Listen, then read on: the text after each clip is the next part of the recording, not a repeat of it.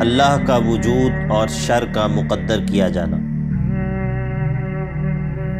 آج ہم انشاءاللہ بات کریں گے اللہ کے وجود کے متعلق اور اس دنیا میں جو شر اور ایول موجود ہے اس کے متعلق۔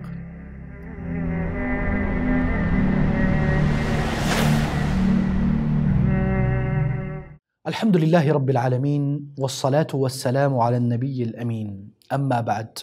ایک دن کچھ لوگوں نے امام ابو حنیفہ رضی اللہ عنہ رحمہ اللہ سے بات کی، اور وہ لوگ اللہ کے وجود کے انکاری تھے۔ بڑی تعجب کی بات ہے۔ تو امام ابو حنیفہ نے کہا کہ ذرا روکیے تو صحیح، میں آپ کو بس آپ سے پوچھنا چاہتا ہوں ایک مسئلے کے بارے میں کہ ایک کشتی تھی، وہ اچانک اس کے اندر کھانے پینے کی چیزیں بھر جاتی ہیں، اور وہ خود بخود تیار ہو جاتی ہے، اور وہ خود بخود چلنے لگتی ہے، اور وہ خود بخود وہ کھانا نکل کے آ جاتا ہے، اور وہ خود بخود سیٹ ہو جاتا ہے۔ کیا یہ ممکن ہے بغیر کسی کے تدبیر کے؟ تو سب نے کہا یہ تو امپاسبل ہے، اٹس امپاسبل، یہ تو امپاسبل ہے، تو مستحیل ہے، یہ تو ناممکن چیز ہے۔ یہ کیسے ہو سکتی ہے کہ ایک اتنی بڑی کشتی خود بخود بن جائے، اس میں خود بخود طعام اور چیزیں فوڈ ہو، اور وہ خود بخود چلنے لگے اور خود بخود رک جائے؟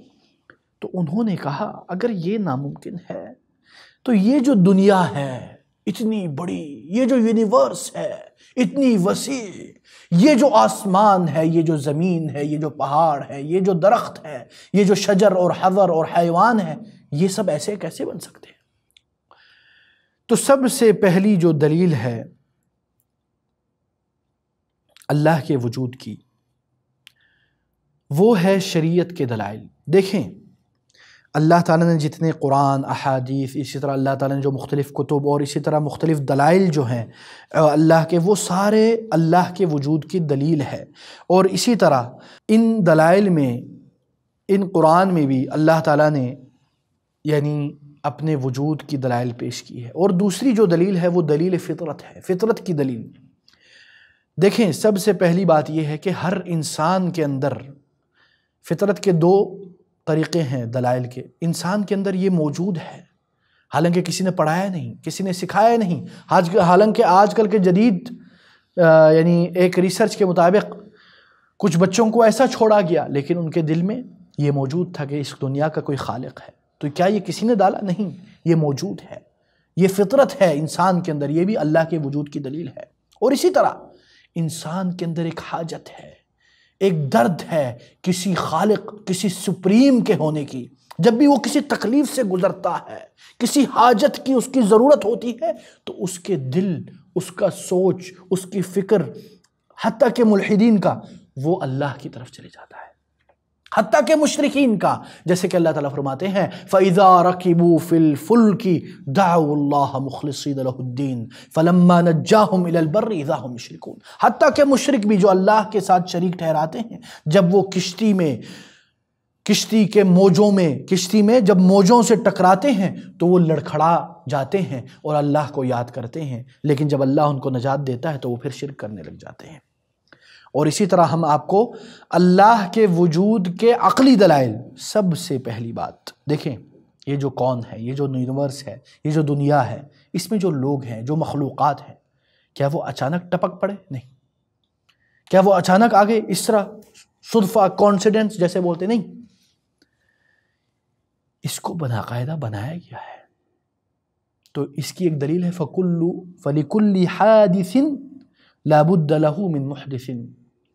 جب ایک چیز بنایا گیا، جب ایک چیز حادث ہے، تو ضرور اس کا کوئی نہ کوئی بنانے والا ہے، اور وہ اللہ تعالیٰ ہے۔ اور یہ انسان کی فطرت میں موجود ہے، کیونکہ اللہ تعالیٰ فرماتے ہیں ام خلقوا من غیر شیء ام هم الخالقون۔ کیا یہ جو مخلوقات ہے وہ خود بخود پیدا ہو گئی، یا انہوں نے اپنے آپ کو خود بنا لیا، یا کسی اور نے بنایا؟ یہ لاجیکل آنسر ہے۔ اب آتے ہیں ایک اور دلیل کی طرف، جس کو بولتے ہیں دلیل الاتقان۔ یعنی یہ جو دنیا ہے کتنی پرفیکٹ بنی ہے، اتنی پرفیکٹ بنی ہے اور اتنی کمال کی بنی ہے کہ ذرہ برابر، ایٹم برابر بھی اس میں فرق پڑ جائے، دنیا ہل جائے، دنیا نیست و نابود ہو جائے، دنیا تباہ ہو جائے۔ اللہ تعالیٰ کیا فرماتے ہیں؟ الذی احسن کل شیء خلقہ، الذی احسن کل شیء خلقہ وبدأ خلق الانسان من طین۔ اللہ اکبر، اللہ نے جو بھی بنائی ہے وہ کمال کی بنائی ہے، اور یہ زمین و آسمان بھی کمال کی بنائی، اس میں کوئی کمی بیشی نہیں رہی۔ تو یہ بھی اللہ کے وجود کے دلائل میں سے ہے۔ اور اسی طرح کچھ لوگ اس وجہ سے اللہ کے انکاری ہیں کہ وہ بولتے ہیں یار دیکھو دنیا میں کتنی تکلیفیں ہیں، کتنی شر ہے، لوگ تکلیفوں میں جی رہے ہیں، اور پھر لوگ بولتے ہیں کہ اللہ ہے، کوئی دنیا کا خالق ہے۔ استغفر اللہ۔ اس کی وجہ کیا ہے؟ دیکھیں دو چیزیں ہیں، ایک تو ہے دنیا میں شر کا ہونا، ایک ہے اللہ کے وجود کا۔ جب آپ کے پاس مختلف دلائل آ گئے ہیں اس بات کی کہ اللہ موجود ہے، اللہ نے اس دنیا کو بنائی ہے، اللہ نے اس کی تخلیق کی ہے، تو پھر یہ جو شبہ ہے شر کا، اس کو الگ رکھتے ہیں اور اس کو الگ ہینڈل کرتے ہیں۔ اور جو انسان شر کے متعلق یہ بات کرتا ہے اس کے علم کی کمی ہے، کیونکہ اسلام میں فلسفی آف ایول کیا ہے، یعنی شر کا فلسفہ کیا ہے۔ دیکھیں لوگ یا انسان یا کافر لوگ سمجھتے ہیں، جیسے کہ اللہ تعالیٰ نے اس کا بیان کیا ہے، وَمَا هَذِهِ الْحَيَاةُ الدُّنْيَا إِلَّا لَهْوٌ وَلَعِبٌ وَإِنَّ الدَّارَ الْآخِرَةَ لَهِيَ الْحَيَوَانُ لَوْ كَانُوا يَعْلَمُونَ۔ اللہ تعالیٰ نے ان لوگوں کا رد کیا ہے جو سمجھتے ہیں کہ یہ جو دنیا ہے یہ ایک کھیل کھلی ہے، ایک یولو لائف۔ یولو لائف کا کیا مطلب ہے؟ یو ول لیو ونس، یعنی تم زندگی میں ایک ہی بار جیو گے، جو کرنا کر لو۔ یہ نہیں، اللہ تعالیٰ کہتے ہیں کہ نہیں، دنیا یہ نہیں ہے، اصل دنیا، اصل حیات جو ہے وہ تو آخرت میں ہے۔ تو جو انسان اس دنیا میں تکلیفیں پاتا ہے، اللہ اس کو اس کے آخرت میں اس کا اچھا اجر اور اس کی جزا دے گا۔ تو جو بندہ اس دنیا میں ظلم کو سہتا ہے، صبر کرتا ہے، تکلیفوں پر اللہ کا فرمانبردار بنتا ہے، اللہ تعالیٰ اس کو قیامت کے دن نوازتا ہے۔ اللہ اکبر۔ اور جو اس دنیا کے شر کی وجود کی وجہ سے اللہ کا انکاری ہے، اس کا فلسفی آف لائف غلط ہے، اس کا فلسفہ حیات غلط ہے۔ کیوں؟ وہ سمجھتا ہے کہ یہ جو دنیا ہے یہ دار قرار ہے، یہ دنیا میری ڈیسٹینیشن ہے۔ در حقیقت یہ دنیا آپ کی ایک سٹیشن ہے، اٹس ناٹ یور ڈیسٹینیشن۔ آپ کی جو ڈیسٹینیشن ہے وہ جنت ہے۔ یہ دنیا تو ایک بس آپ کا سفر کی پہلی سیڑھی ہے، اور آخری سیڑھی جنت میں ہے۔ اور ایک بات یہ بھی یاد رکھیں کہ کبھی کبھی کوئی چیز جو شر انسان کو نظر آ رہی ہوتی ہے وہ در حقیقت آخر میں خیر ہی ہوتی ہے۔ اور اسی طرح اللہ تعالیٰ کبھی بھی پیور ایول یعنی شر خالص نہیں تخلیق کرتا، جیسے کہ اللہ تعالیٰ کے نبی صلی اللہ علیہ وسلم فرماتے ہیں وَالْخَيْرُ كُلُّهُ فِي يَدَيْكَ وَالشَّرُّ لَيْسَ إِلَيْكَ۔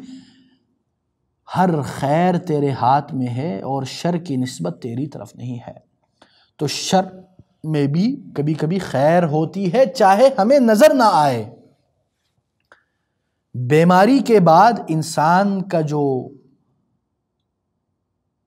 مناعت ہے، یعنی بیماریوں سے لڑنے کی طاقت بڑھ جاتی ہے، اور تکلیف اور درد اور پین انسان کو برداشت کا درس دیتی ہے۔ اور اسی طرح دوسری آخری بات جو ہے، دنیا میں سب سے زیادہ خیر ہے اور صحت مرض سے زیادہ ہے، اور عافیت امن و امان دنیا میں زیادہ ہے جرائم اور زلزلے اور فیضانات سے۔ تو الحمدللہ غالب خیر ہی ہے الحمدللہ۔ تو اللہ تعالیٰ سے دعا گو ہوں اللہ تعالیٰ ہمارے شکوک و شبہات دور کر دے۔ وصلی اللہ وسلم علی نبینا محمد، والسلام علیکم ورحمۃ اللہ وبرکاتہ۔